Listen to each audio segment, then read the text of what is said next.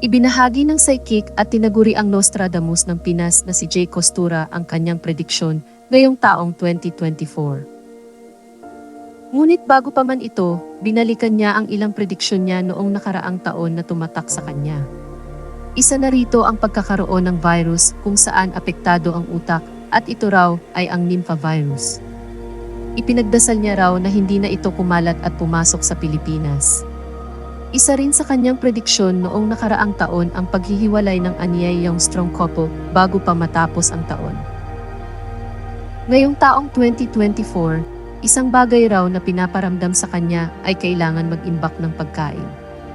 Marami raw pagsubok ang pagdadaanan ng tao epekto ng climate change.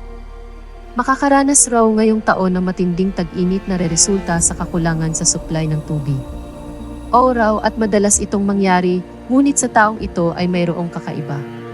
Hindi pa raw mangangalahati ang taon ay magkakaroon na ang bansa ng problema sa tubig.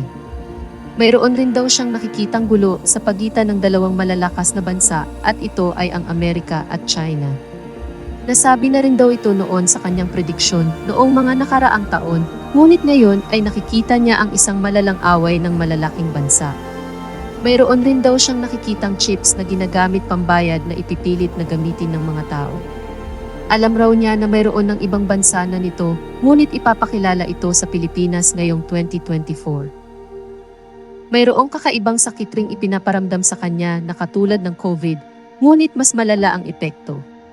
Tatami raw ito sa bansa sa buwan ng Setyembre o Oktubre, kaya kailangan na maging handa. Sa parting politika, nakikita raw niya na magiging magulo at magkakaroon ng twist kung saan isang babae raw ang titindig. Tataas ang ekonomiya ng bansa, ngunit kailangan din paghandaan ang mataas na numero ng mga Pilipinong papawiin sa bansa. Isa raw itong grupo ng mga Pilipino na bigla ang uwi dahil sa gulo sa bansang kanilang pinagtatrabahuan. Nag-aalala raw siya na tataas ang crime rate sa bansa. Sa industriya ng showbiz, mayroong singer, mabubuntis at isa pang sikat na babaeng singer ang magkakaroon ng same-sex relationship.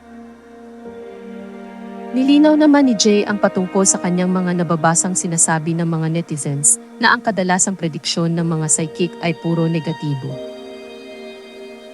Naniniwala raw siya na ang regalong ito ay galing sa Panginoon at sila ang nagiging daan upang mabigyan ang mga tao ng babala nang sa gayon ay makapaghanda sa maaring mangyari. I do believe that this gift is coming from above yan. So, kami mga psychic talaga is bakit puro negative daw ang nakikita namin?